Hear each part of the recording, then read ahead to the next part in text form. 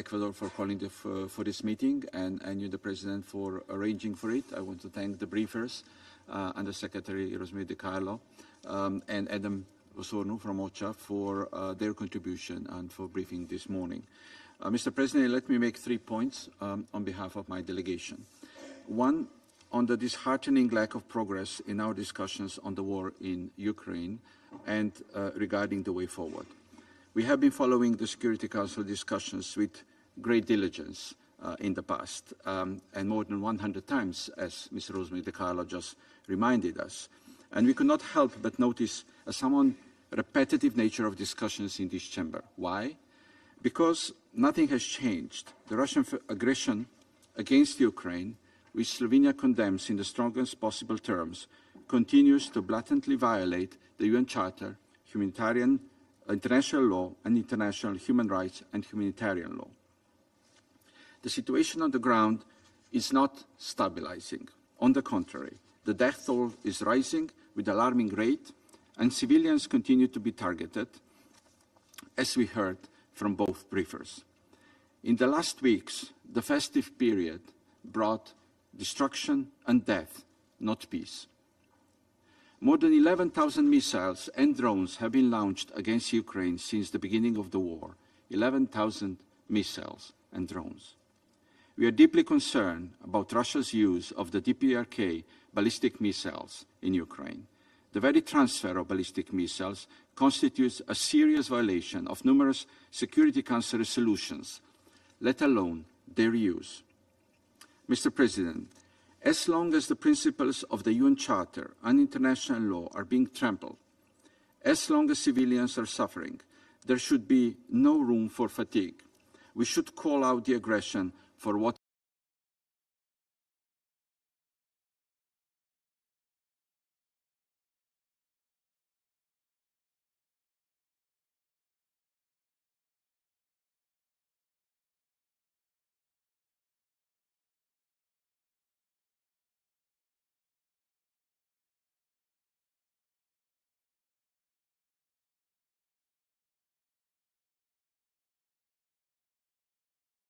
law.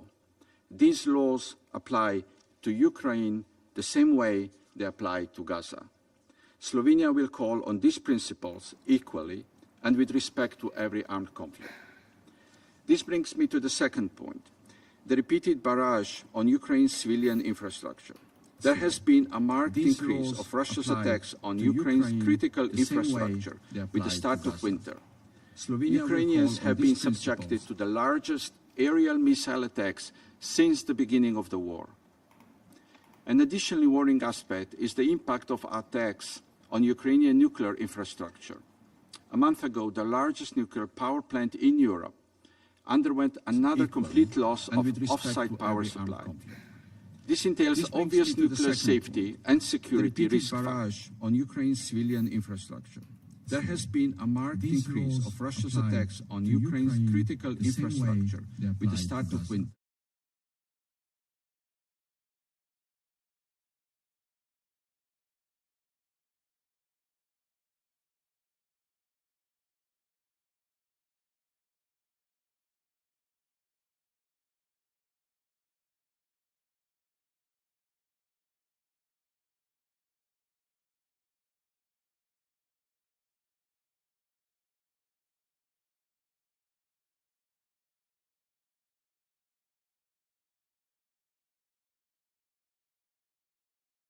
Based on the respect of international law and the UN Charter. Thank you.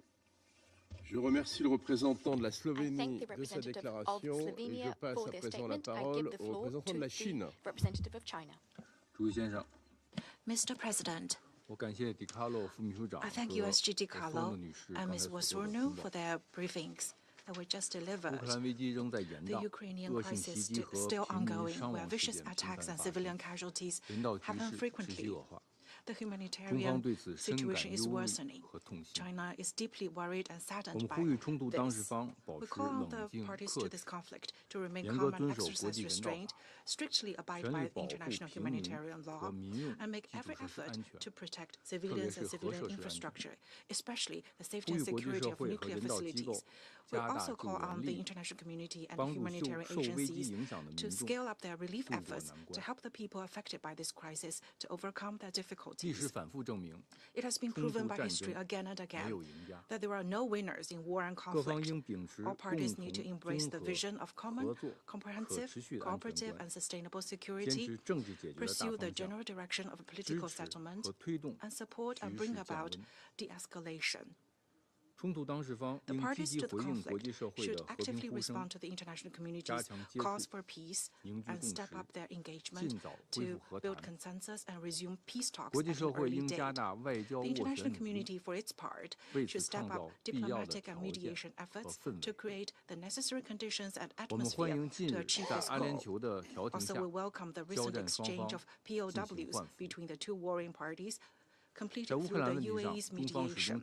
On the Ukraine issue, China always stands for peace and dialogue, and has always been firm in promoting peace and facilitating talks. We'll continue to stay engaged with all parties concerned and make unremitting efforts towards a political settlement of the Ukrainian crisis. Thank you, President.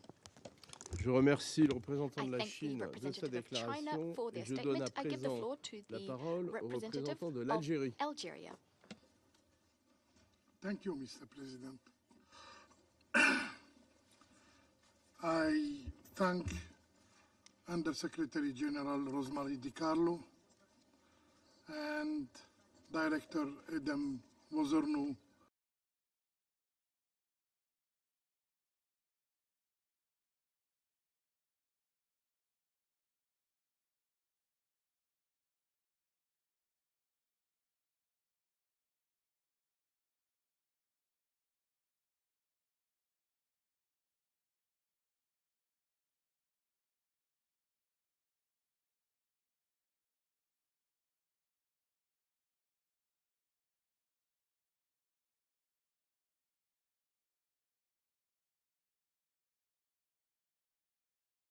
of civilian lives, the suffering of refugee displaced persons, and the destruction of civilian infrastructure, including residential areas, hospitals, universities, energy and transport networks, both in Ukraine and in Russia, are still a source of deep concern. At the same time, the situation on the ground remains also an issue of great concern.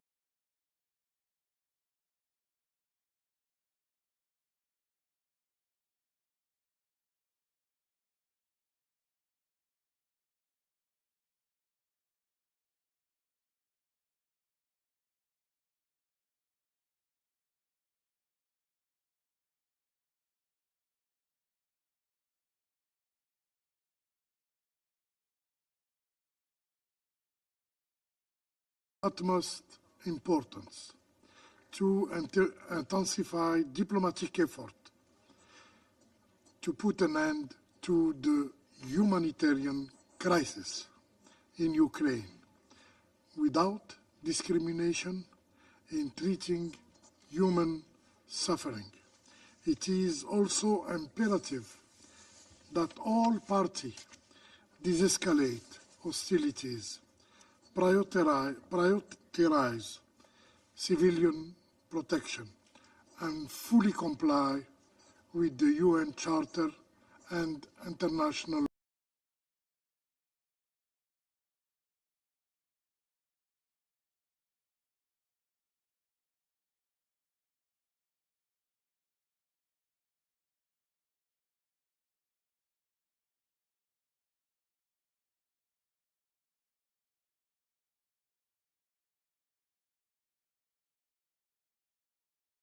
productive dialogue and negotiation, guided by the principle of peaceful settlement of disputes.